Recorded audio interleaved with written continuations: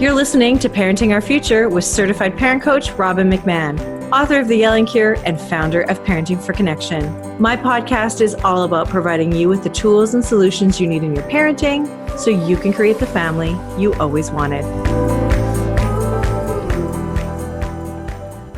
Hi parents, it's Robbin McManne here. Just before you dive into this episode, I want to invite you to join my new membership site for free. My site, which is at www.parent-toolbox.com, is the companion to my award-winning podcast where you will find game-changing tools and resources from me and from my expert guests who are among the top leaders in the parenting world. Join for free today at www.parent-toolbox.com. Now back to the show. Hi, everybody. It's Robbin McManne here. Welcome back to Parenting Our Future. Okay, today is a big day. I am celebrating my 100th episode of Parenting Our Future. And today I want to talk about all the things that I wish I had known when I became a mom. And I want to share them with you. There are 10 different things that I've learned. I mean, I've learned more than that, but I want to highlight these 10 because I think they are really important. And I want you to hear them because I know the changes that they have made in me and they've made in me as a mom and as a person. So I can't wait to share them with you. But before I do, I just want to give you an opportunity to enter the draw that we have because we're celebrating this 100th episode. This is a big deal. And I want you to help me celebrate by giving you some pretty awesome prizes. So when you go to www.parentingourfuture.com, you can enter to win some fabulous prizes, if I do say so myself. So first prize is one-on-one coaching with me. It's 3 months of one-on-one coaching. And what I do with my coaching when I work with clients privately is I work with them for a couple of calls. And what we do is we really just dive into your parenting as it is right now. What's happening right now? What are the things that are frustrating you? We also look at your past parenting and how you were in your childhood. How were you parented? Because we always know that the way you were parented is the way you will parent. So we want to just look at all of that stuff. And then from there, I put together a plan. Once I know you, once I know what you need, I put a plan together for you. I present the plan to you, and then I spend the next couple of months working through the plan with you, helping you implement what I've put together for you, all of the tools and the solutions, and even just the words to say. When your kid says something, you know how your mind goes blank? I'll give you the words to say. I'll give you cheat sheets and all sorts of things just to make this as easy to follow as possible. And I'll tell you, when I work with clients, they start to see results in their parenting and in themselves in the first 2 to 3 weeks. So it is a really quick time to turn your parenting around. So that's the first prize. Second prize, because I want you to spoil yourself. I want you to get something that you've wanted. I want you to get something that you would normally not spend money on. It's a $200 Amazon gift card. And the next one is an Ember Smart Mug, because we always, as parents, often have cold coffee because there's 100 different things that we're doing and we forget, and in goes the cup into the microwave again, reheat our coffee. Well, how about you get an Ember Smart Mug? If you're watching this on YouTube, I always have my mug handy. I love my Ember Smart Mug, and I swear by it. So I want you to have warm coffee all the time too. You deserve it. And next, for the fourth prize, I actually am giving 4 of these away. These are 1 hour one-on-one calls with me. And I'll tell you, I have seen people's lives change, their parenting perspectives change in an hour. So I want to give that to 4 of you that enter to win. And these will be scheduled as a Zoom call with me, and we'll work on your biggest parenting problem.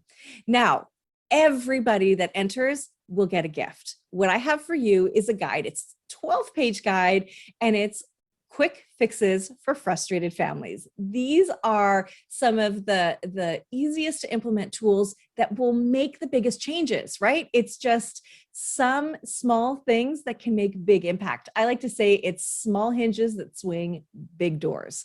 So I am giving that to everybody that enters because you're obviously a parent that cares enough to want to change the way that you're parenting, to show up for your kids in a different way. And I celebrate you for that. And I want you to know that I am here cheering you on, and everybody will get that. So please enter to win. What you have to do in order to enter, just so you understand the steps, which of course is all laid out on the website in full detail, is you want to go to iTunes, so Apple Podcasts, iTunes, and from there, find Parenting Our Future. And I'm going to ask you to subscribe, review, and rate the show. So subscribe to the show. There's a picture of where you can do that. Rate the show. 5 stars is definitely what I would prefer, but please rate it as honestly as you feel appropriate, and then review. So give me an honest review of what you think of my show, what you think of my guests. And when you've done that, we will get you to fill out a form that's on the website with the name that you've put the review under. We'll go check it out, and you'll be entered to win. And when you do that, when you fill out that form, an email will be sent to you with a link to the guide, Quick Fixes for Frustrated Families. So please go there to enter to win. And yes, thank you for your support. So let's get to the show, shall we? What I have today is those top 10 lessons that I've learned that I wish I had known from the beginning. So let's get started. So the first lesson that I want to share with you that I find that I say all the time is that parenting isn't an emergency. And sure, there are times where it's an emergency and there's blood and there's broken bones or there's somebody getting hurt. That is an emergency. But I want to invite you to look at parenting and your responses and your response time and slow it down. Because when you slow down, you are more intentional. You are able to respond in the way that I know you want to. It's how you stop yelling. It's how you stop yourself from saying something you can't take back, from saying something that you wish you didn't say. So what I want you to know is that not everything needs to be solved in this moment. You can come back to it, especially if you're triggered.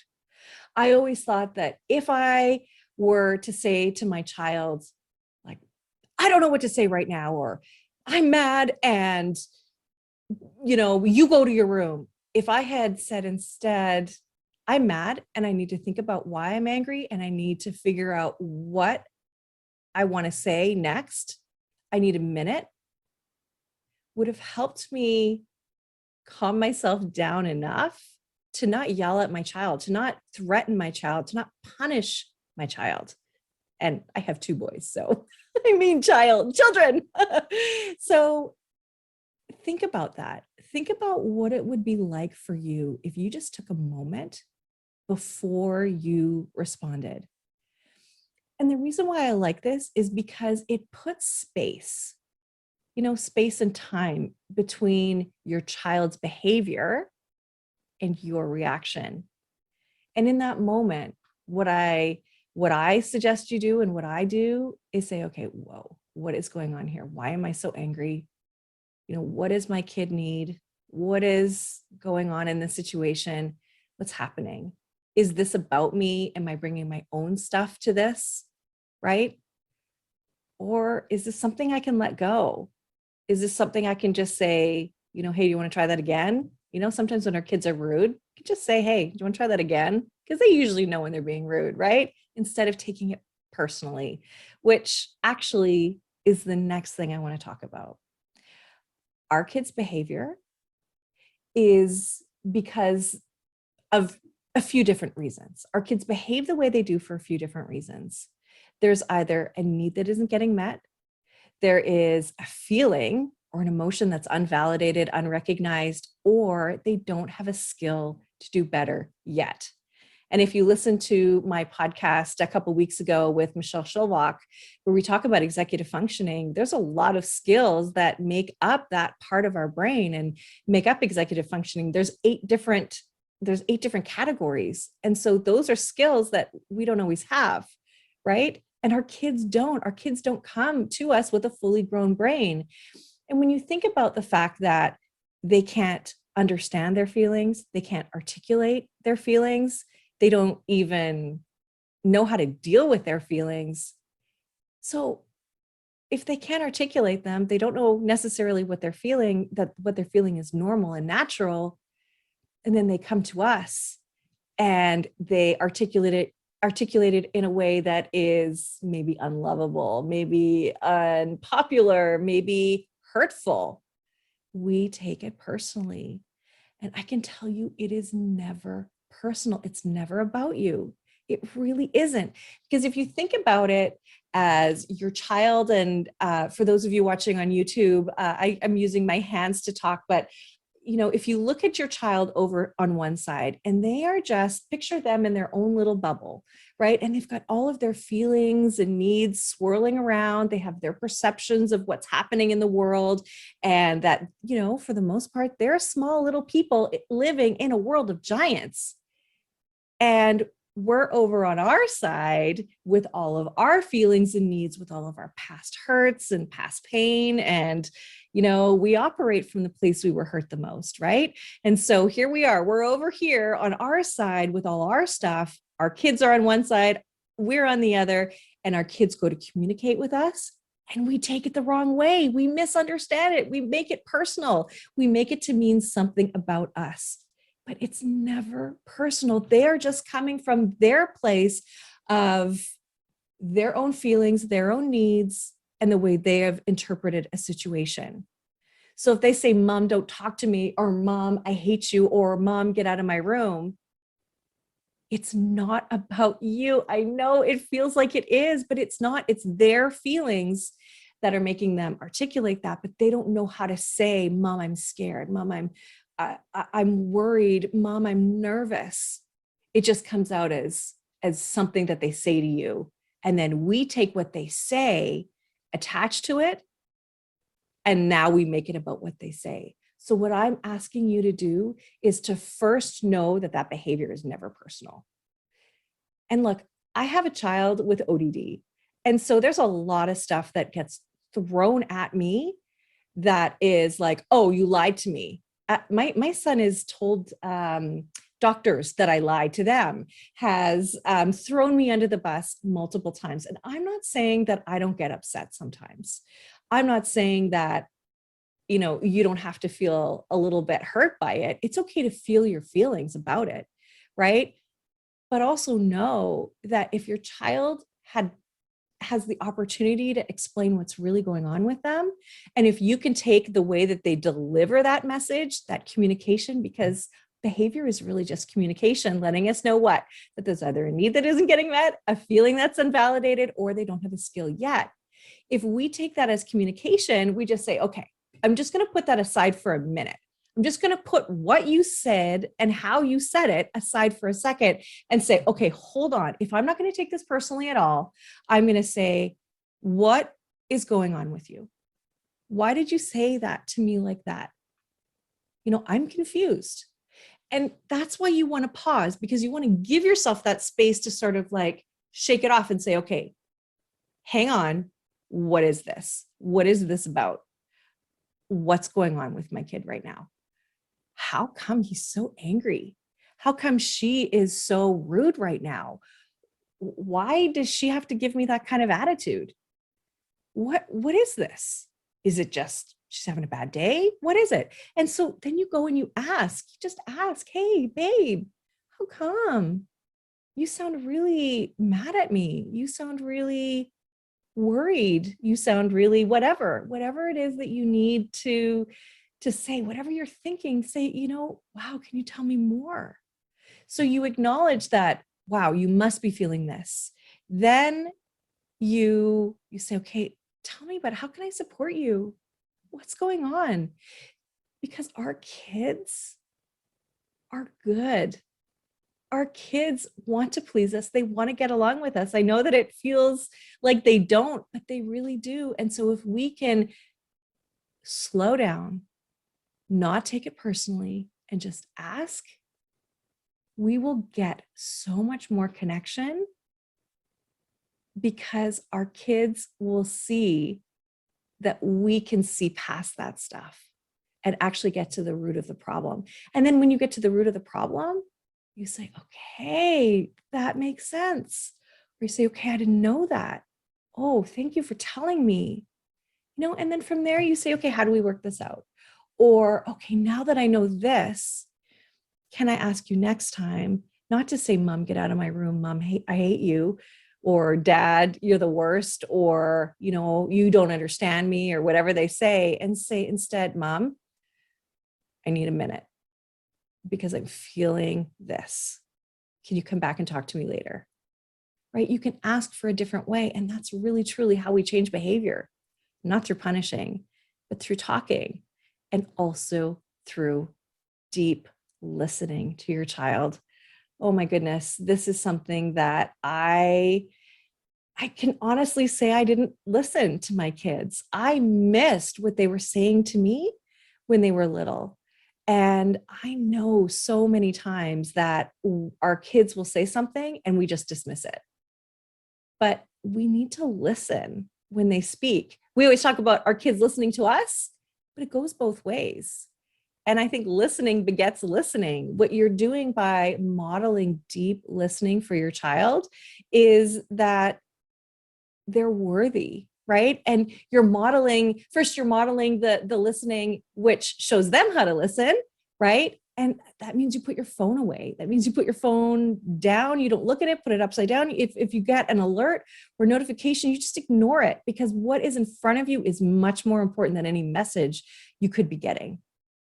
Now, of course, there's times where your kids are going to say things that you're not going to fully tune into, but those times,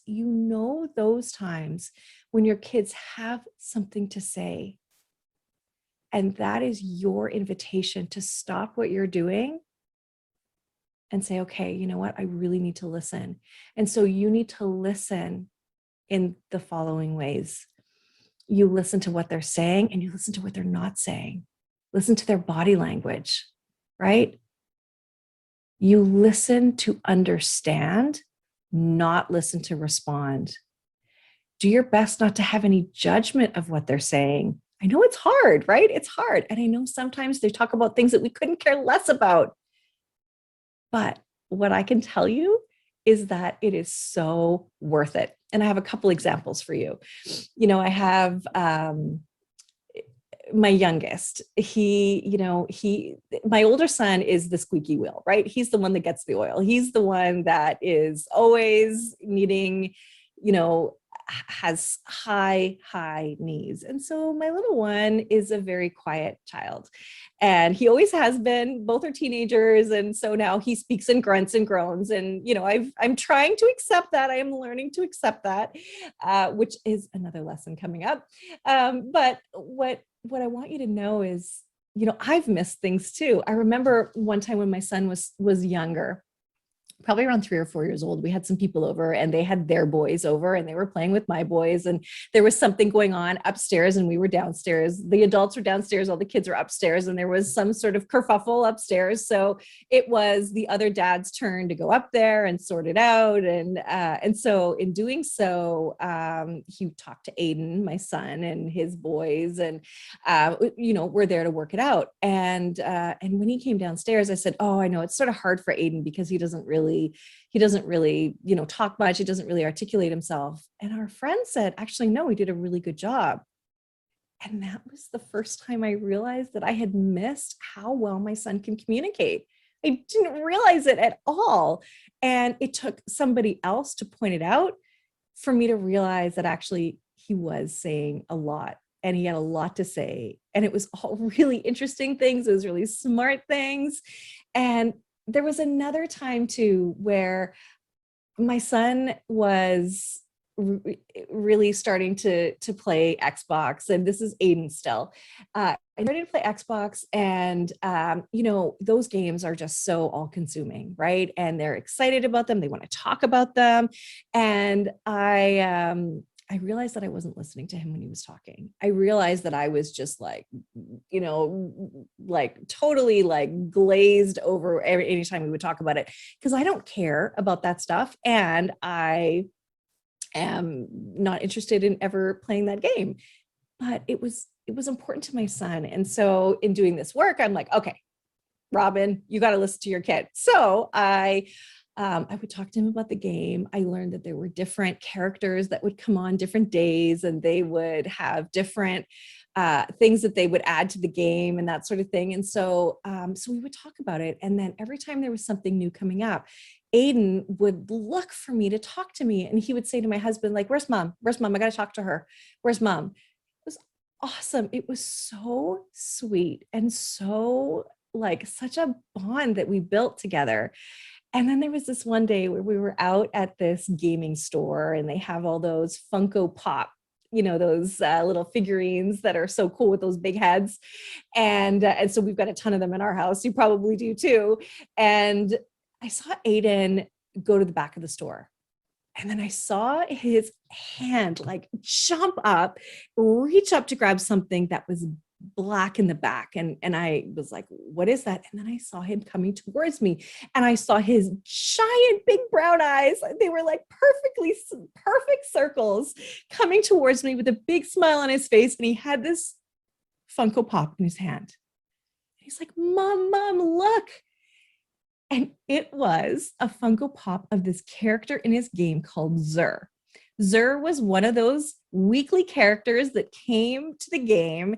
And I used to make fun. Well, I didn't used to make fun of him, but I used to pretend I was him because he has this big, heavy hood over his head. And he's got all these flyy sort of, what is it called? Like feathery kind of things on his face. And so I would pretend that I was him and put a black hood on and do that, whatever. Anyway, so he gave me Zur because I was always so excited about Zur. I loved his name. I loved his look. I loved everything. And so there was Zur. And he's like, mom, you got to get this. So I did. I got it. And Zur now lives in my office as my reminder that I need to listen to my kids too. And that sometimes I forget.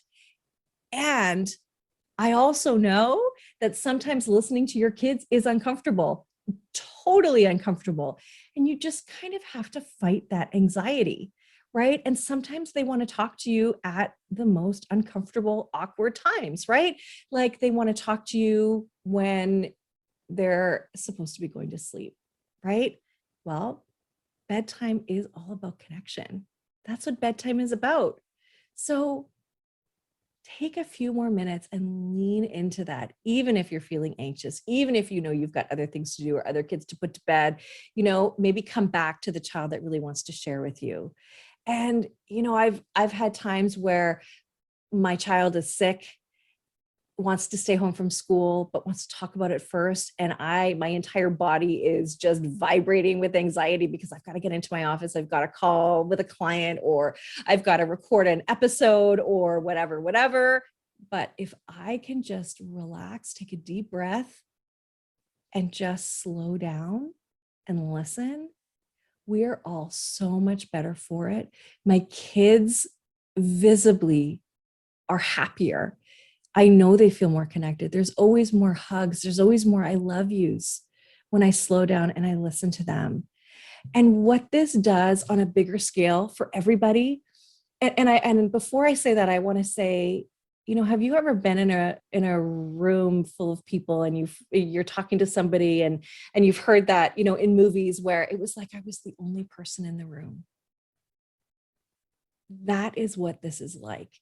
When somebody truly listens deeply to you, that's what it feels like. It feels like love.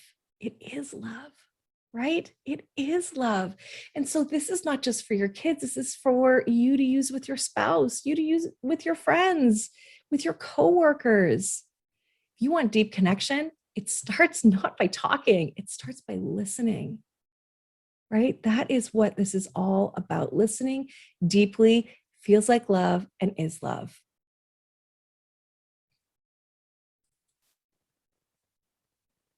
And so what this does when you deeply listen to your kids is they will feel loved, but they will feel heard. They will feel acknowledged. And that is a deep human need for all of us to feel heard. So many parents that I work with, when we're talking about the way that they were parented, didn't feel heard. And that's cost them. That's created the noise in their head that says that they aren't good enough, or they aren't worthy, or they need to people please, or whatever. I know that I wasn't heard when I was a child.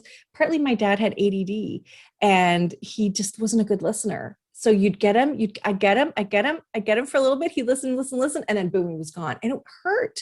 It hurt. I felt like what I said didn't matter.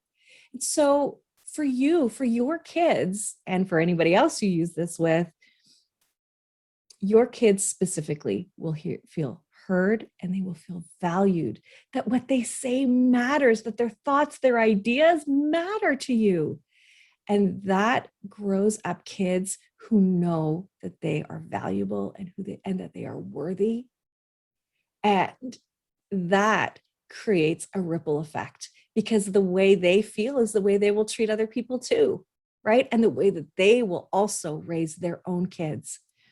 And this is the start on how we change this parenting paradigm, this whole parenting, generational parenting that we have, that we will see and hear children and not just say, you just speak when you're spoken to. No, I want to hear you, because what you say is important. What you say is valuable to me. I mean, can you imagine what it would be like if your parent said that to you? Like, hang on, I want you to tell me more. What else do you think of? What else do you have to say? What if your parent said to you, wow, I learned so much from you? Huh. I mean, that would be incredible, right? This is not about us being all seeing, all knowing. Our kids know things too. And for us to recognize that in them, oh, that is powerful. So please, please listen to your kids. All right. Now I want to transition into being our kids' safe place. So I had an episode with Matt Larson, who is the founder of the Happiness Project, and he has two apps. One is called The Happy Child, and one is called In Love While Parenting. And one of the things that he said to me that enables or ensures the long-term well-being of your children, but not just of your children, actually of you as well, is when you can be your child's safe haven, which means that no matter what they say to you, no matter what's going on with them, you are not there to judge them or criticize them. You are just there to help them work it out. So that means if they got in trouble at school, you say, okay, let's talk about what happened. Okay. And you listen. And you listen to their side. You listen to, maybe the teacher sent you an email and said, well, the teacher did say this or whatever, but you don't rush to punish, right? You just listen and you say, okay, well, what can we do next time? How can we learn for next time? Oftentimes we just jump to punish our kids, but that's not going to change anything. Maybe in the short term, because you've scared your kids. Yes, punishment can work, but not in the long term, because when you punish your kids, you don't learn how to influence your kids later on, because you will lose your power. You will lose it as they get older, as they get to be teenagers and they have their own jobs, they have their own money, they have their own, sometimes they have their own car, their own ability to just, get around on their own. Then your threats and your punishments are just shrugged off by them. So you want to be their safe place. And so along with that comes taking them seriously, right? And with everything that they say, let's say they got in trouble at school. Wow, I wonder what you were feeling. How did that make you feel? Talk about their feelings and their emotions. And look, we know now that validating emotions is absolutely vital. And this is also something that ensures their long-term well-being, is just having their feelings validated. It doesn't mean you agree with them. That's the thing. You don't have to agree with them. Even if you think it's stupid why they're upset, it's not about you, remember? And for you to just listen and say, oh boy, if I was in your position, I could see why that would be so hard. If I was in your position, I could see why it would be devastating to lose your balloon. If I was in your shoes, I can see why you are so disappointed you didn't get invited to that party. If I was in your shoes, I could see how unfair it feels that I can't buy you that toy or give you that treat or whatever. It's not about agreeing or disagreeing. It is about just saying, yeah, I get it.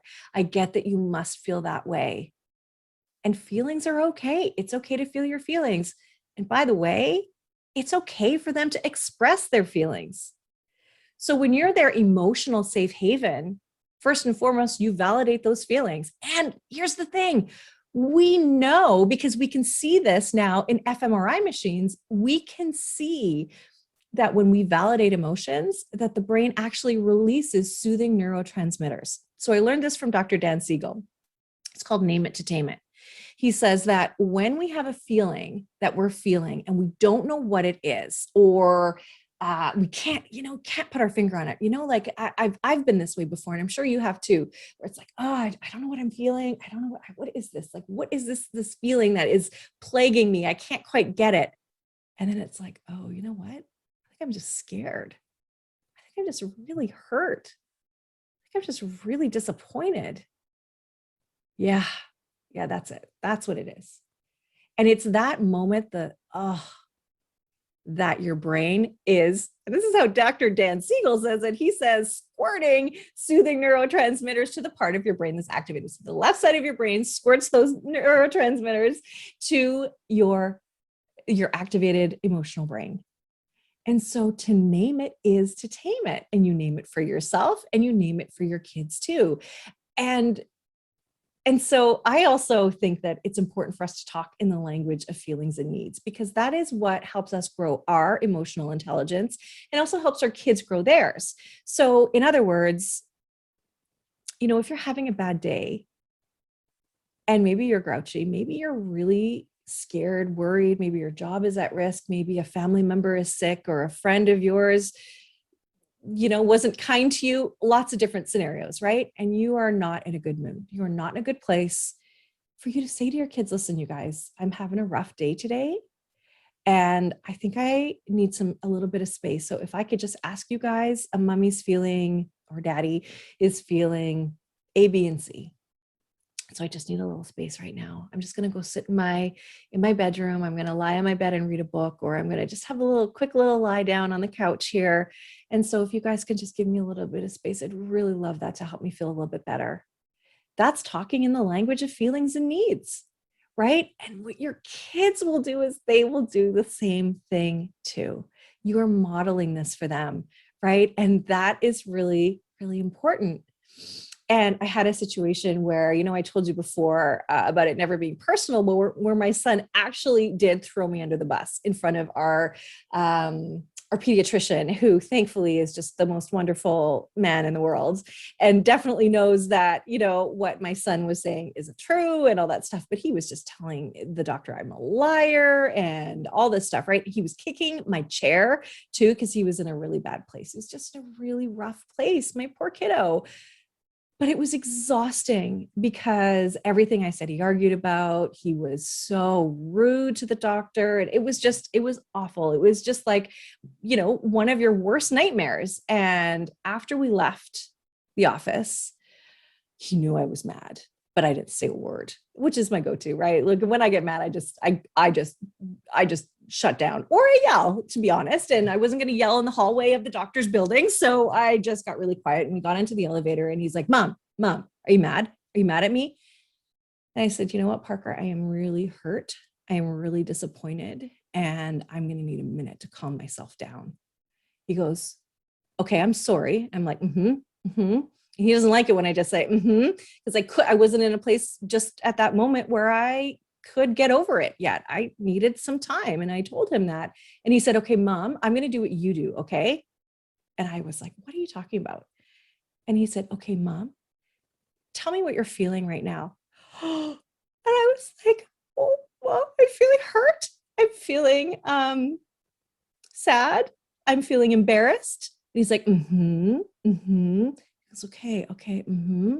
I understand that. Okay, I see you're feeling hurt. You're feeling sad. You're feeling embarrassed. It was such a sweet moment. I loved it so much. I can picture exactly where we were. I can picture the art on the wall in the lobby of the building, and him just saying, yeah, Mom, I get it. Oh boy, that's really hard, and I'm really sorry. It's just so sweet. Like, that's the thing. And this is with a child who has ODD, who has ADHD, who has mental illness in the form of OCD, so like, I just tell you this because any child can do this. You can have this relationship with any kids. And I come from being such an angry mom, such an overwhelmed, angry mom who just didn't know what to do. And this has been such the biggest gift to connect with my kids on an emotional level, to really talk to them. And of course, now whenever something's wrong, they come to me because they know that I'm their safe place. I won't make fun of them. I won't tell them to get over it. I'll listen to them. And sometimes I push them. There actually was a time where my son, and I haven't really talked about this much, but it's pretty recently, where he stopped going to school. He was so anxious, and this came out of nowhere for us. And so, I was there for him to help him. And sometimes I had to push him and say, okay, listen, bud, we gotta get to school, and we gotta start walking, at least walk part way. And in a way, it was, the best of times and the worst of times, because we had to get him some help, because we didn't know what was going on with him. And it really, like I said, it came out of the blue, which I know can happen for some kids, especially when there is another child in the family who takes a lot of attention, right? Who requires a lot of attention through no fault of my older son. It's not his fault. But, so being there means your kids will come to you. And look, my kids are teenagers, and this is when they naturally start to pull away from you. And the reason why this is so important is because, yes, my kids do that. And when something's wrong, they come to me, they come to us. And that is everything, because I don't want them going to the wrong people. I don't want them going to their friends. Sure, go to your friends, talk to your friends, but I want to be able to handle the messaging. I want to be able to guide you and mentor you in the way that I think is right. And so it just means that you are everything to them. You are their safe place, right? And so when you're their safe place, you're validating their emotions, you're taking their emotions as real, even if you don't agree. And empathy is all about just being able to put yourself in their shoes and see the situation and the world the way they must be seeing it, again, even if you don't agree. All right, so I have one last thing that I want to say to you. And this is number 5. So we talked about parenting isn't an emergency, how it's never personal, how listening is everything, how we need to be our kids' safe place. And the next is, what if you don't like your kid? What if your kid drives you crazy and maybe you hate being around them? I felt this way.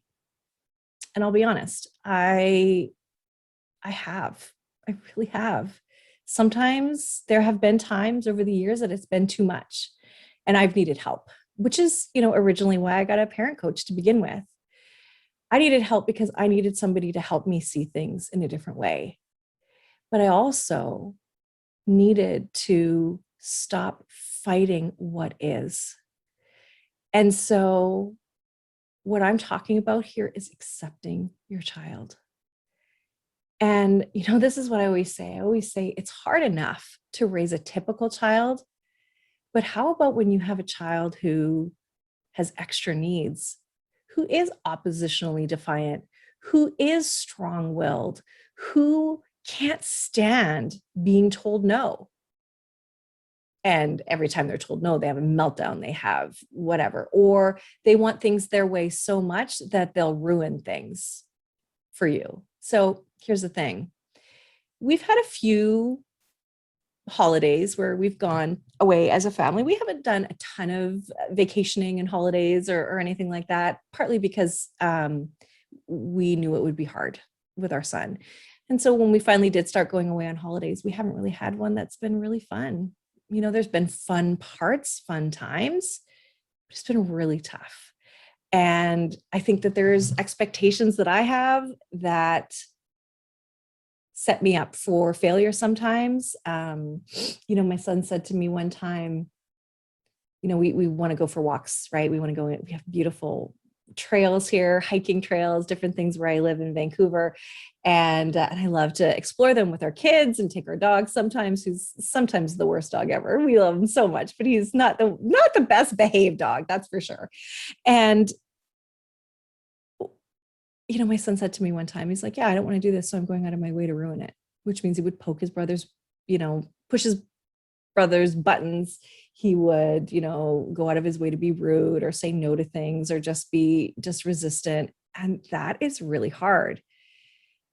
But here's where acceptance comes in. I spent a lot of years really fighting what was, and what is today. I can't change the fact that my child, and here's the list. He has ADHD. He has learning disabilities. So he hates school. He has oppositional defiance. So he's a no before he's a yes, always a no before he's a yes. And so is my husband, by the way. So I know where he gets that from. No blame from me, of course, because anyway. And that, okay. And then he has obsessive compulsive disorder and depression, anxiety. And so what I would do for so long is fight it. And I couldn't accept it. I just couldn't accept it. Every time he did one of his rituals, I would just roll my eyes and just say like, oh, why me? Why us? Why us? What did I do to deserve this? And really what that does is it just spiraled me deeper into depression, deeper into anxiety, deeper, and actually further away from connecting with my son. And so just accepting my boy for who he is, he didn't choose this. Can you imagine choosing OCD? There's no way. If he could choose not to have learning disabilities, of course he would. If he could choose not to have ADHD, of course he would. So just accepting him fully for who he is everything. Accepting that, he's not the child that I wanted. He's the child that I have. And in accepting him, he's the child that I need. He's the child that I love. He's everything, right? Just accepting him. And maybe you have to accept your child because they don't have the grades that you want. Maybe you have to accept your child because they don't play the sports that you like, or don't want to play the instrument that you want them to, that you played, that you loved. Or you have to accept them because of their sexuality. Maybe they're gay, maybe they're non-binary, maybe they're, maybe they've chosen a partner that you don't like, you don't agree with. The thing is that accepting your child for who they are builds connection. And not accepting it makes them feel wrong, makes them feel other, makes them feel like they're a disappointment. And we don't need our kids to feel that way. You all know our internal dialogue is never nice to us. But then when you add in parents that don't accept you for who you are, that creates a lot of pain, a lot of pain. So look at your child and look at what you can pick out about them that you love, that isn't about anything that they've earned or they've chosen or anything like that. Like the way their eyes sparkle, or maybe your child has the same nose as you, or the same eyes, or the same hands or feet. One of my boys has the same feet as me. I love it. And actually, they're the same as my dad. So we've got this generational foot thing going on. And I love it. I look down at my feet. I see my dad's feet. Well, I always have nail polish on. So it's not totally my dad's. But, just like, what can you appreciate about them that can make you just have those love sparks for them and just really see them in a new light? So that is my homework for you, if you will, for this episode, for my 100th episode. That is what I want you to do. I want you to think about what it is that you can celebrate about your child that isn't fake praise, that isn't something they have to earn, that is just who they truly are. I say to my kids all the time, like, I can't believe I get to be your mom. I love being your mom. I just love being close to you. I love being next to you. We don't even have to talk. And I just love it when you're sitting in the car with me. You know, I love listening to you. I always learn something when I talk to you. You know, just things like that for them to know that they're loved and lovable. And I'll tell you what, all of these things that I've talked about today will help your kids feel loved and lovable. And when they are unleashed into the world, they will be the kind of people who care about others, who listen to others, and who will choose empathy over criticism, judgment, and hopefully over violence.